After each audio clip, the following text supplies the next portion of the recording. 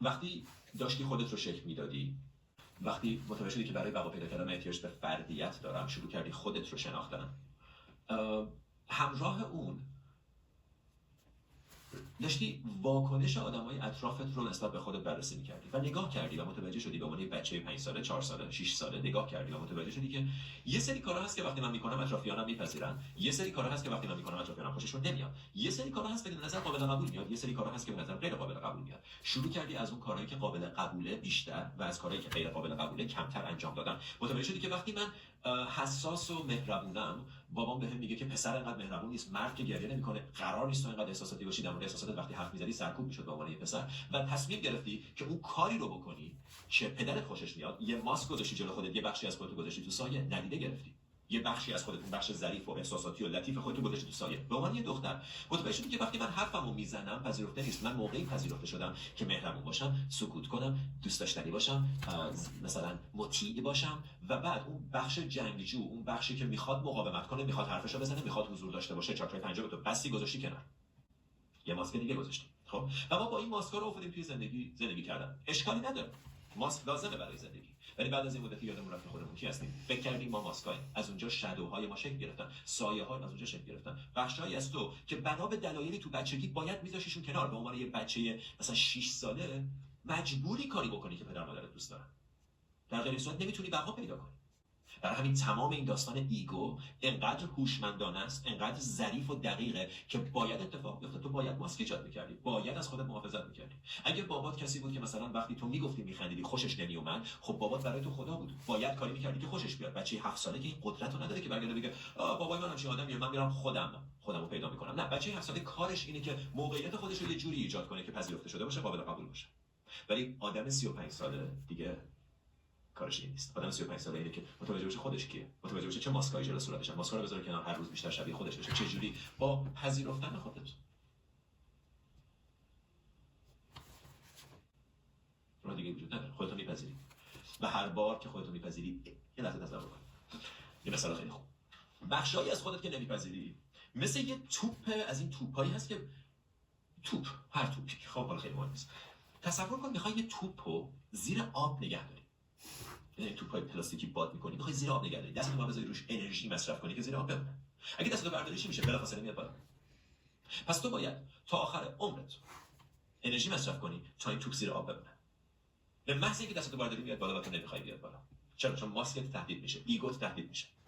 ایگویی که تو 6 سالگی شکل گرفت، سپری که تو 6 سالگی تنت کردی، الان برات کوچیکه، باید بندازیش، نمیندازیش. چرا؟ چون هنوز با اون برنامه‌ریزی داری زندگی می‌کنی. دستت روی این توپ است، ماسکو نگه داشتی، انرژی داره میره که توپو زیر نگه داری، خودت نیستی و این انرژی داره هدر میشه. تمام این انرژی هر روز داره هدر میشه.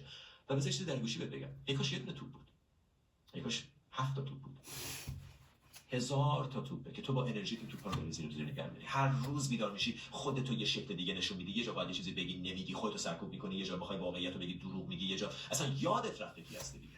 انقدر این ماسکا تعدادشون زیاد شده اصلا یادت رفته کی هستی. اگه یکی ازت بپرسه واقعیتت چیه، نمیدونی.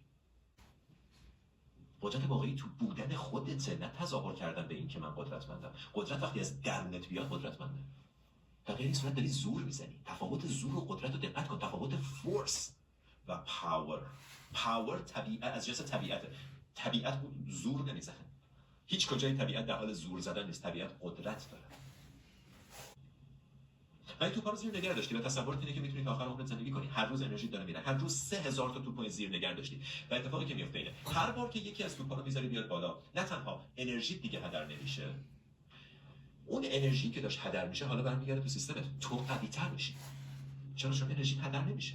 اون توپو برمیگردونی میشه بخشی از تو، دایرت کاملتر میشه، قطبیتت، ضدیتت کم میشه. دیگه تمرین تفکیک کردن، تمرین ترک کردن خودت رو هر روز انجام نمیدی. هر بار که یه بخشی از خودت رو دور میکنی و زیر آب نگه میداری به امید اینکه دیده نشه، داری جدایی رو تمرین میکنی. و من چون خودم رو میپذیرم نگران نیستم که تو منو بپذیری.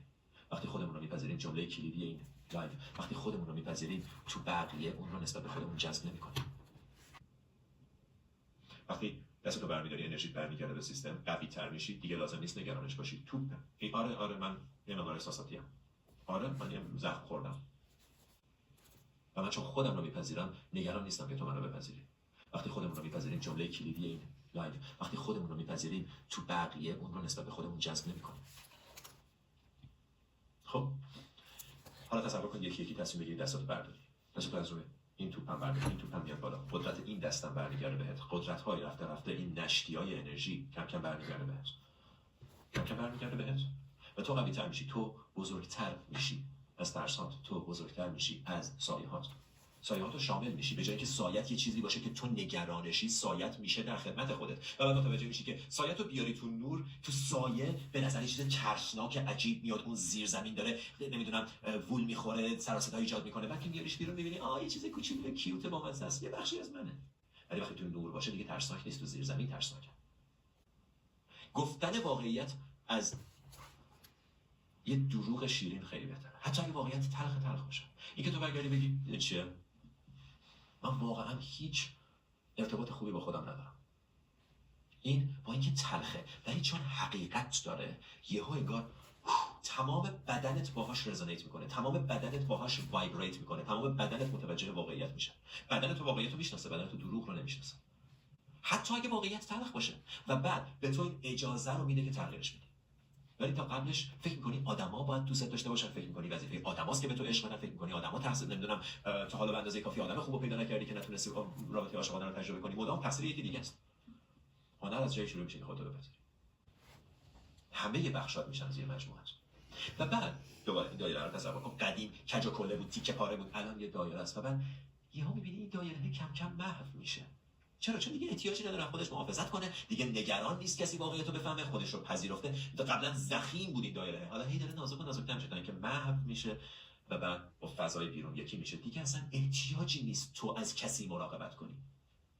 دوست داشتن یه کاری نیست که اضافه زور میزنی انجام بدی، وقتی کامل بشه دوستش داری.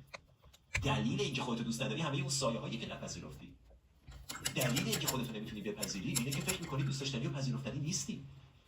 خودتو تیکه تیکه کردی، خودتو فرکشنیتد کردی و این فرکشن ها هر کدومشون یه تیکه از انرژی رو دارن میکشن. ولی کارم از جنس کار کردن و جون کندن نیست.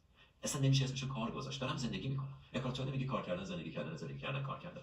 ما از هم جداشون کردیم.